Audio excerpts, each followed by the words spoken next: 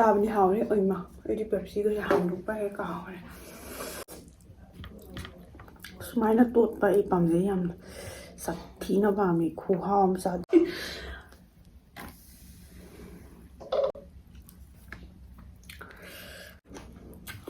ai ngasiदने जेरुम तरे चादोइ सुमाइना तोत लगा Hi everyone, welcome back to my YouTube channel.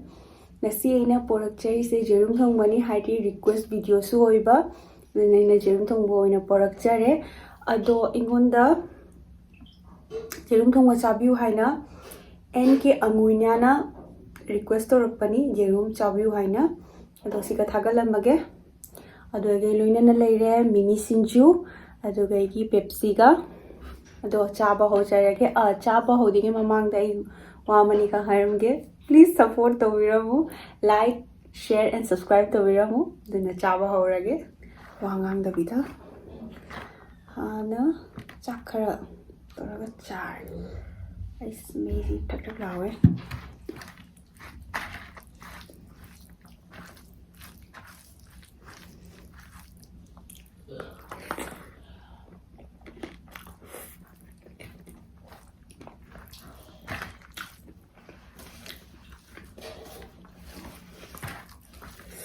चाबनी हावरे ओइमा एडी पेप्सी को हामदु पाए कावरे एडी खरा एब्सेंट माइंडेड नि हाय तारे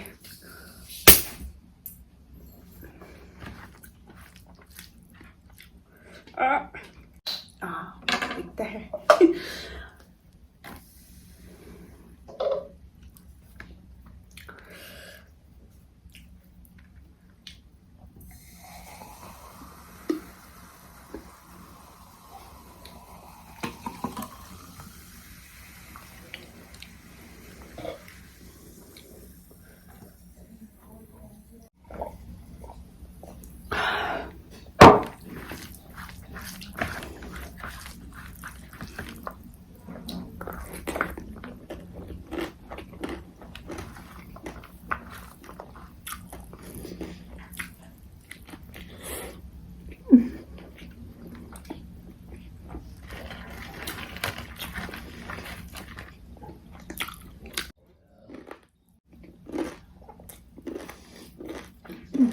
Our hair is enjoying.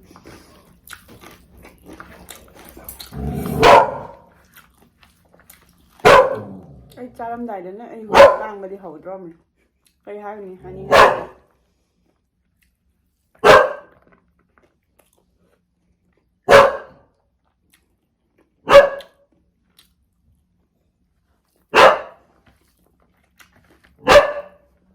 Ai đừng lang anu ba.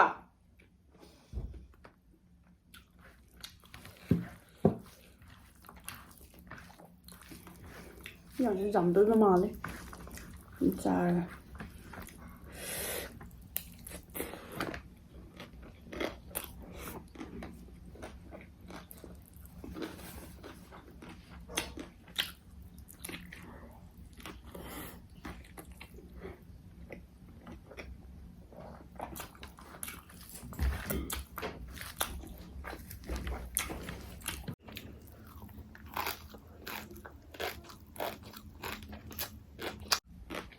Ngập rồi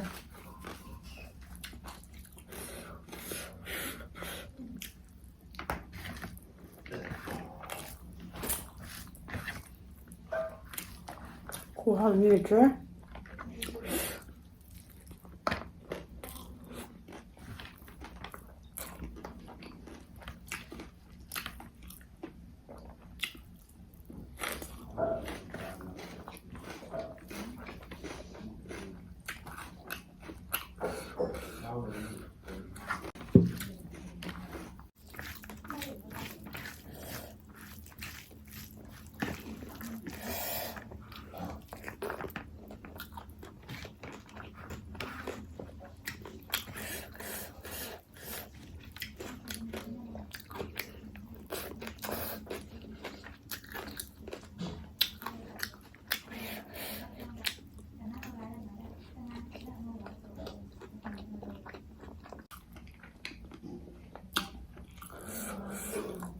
두 가지 사업을 안 빼니.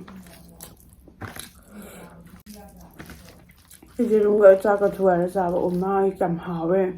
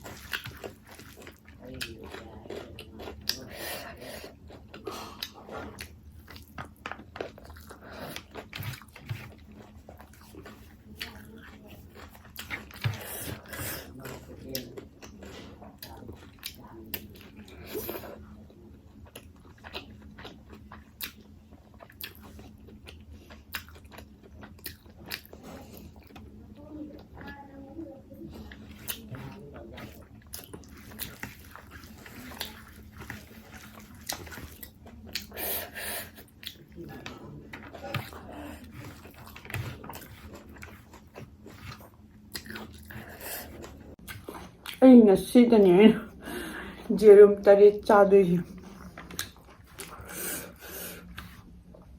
ꯄꯨꯟꯁꯤꯗ ꯑꯃꯗꯪꯗꯤ ꯍꯦꯟꯅ ꯆꯥꯗꯦ ꯄꯨꯛꯄꯨ ꯇꯟꯒꯜꯂꯦ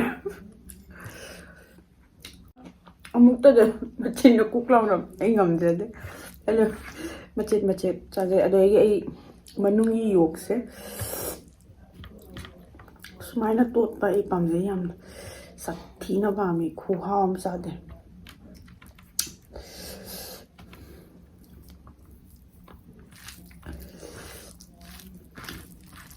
sumainya tuk laga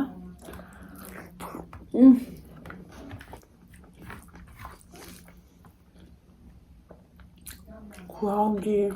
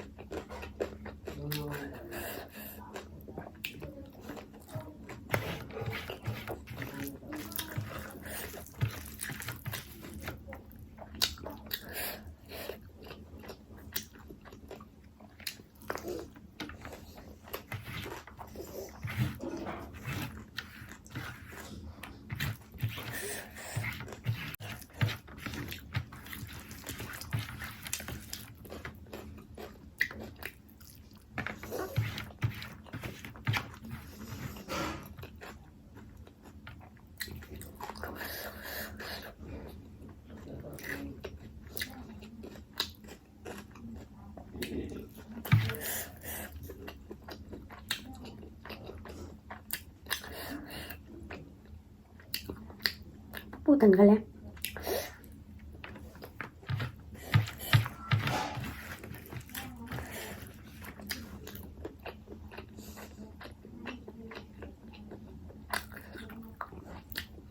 Ay, kali niya, mina.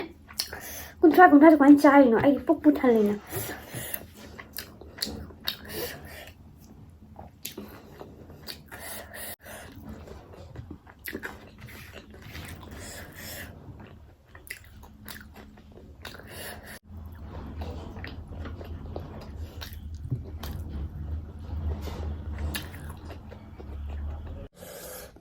So if you like this video, like, comment and subscribe to my channel. So bye bye.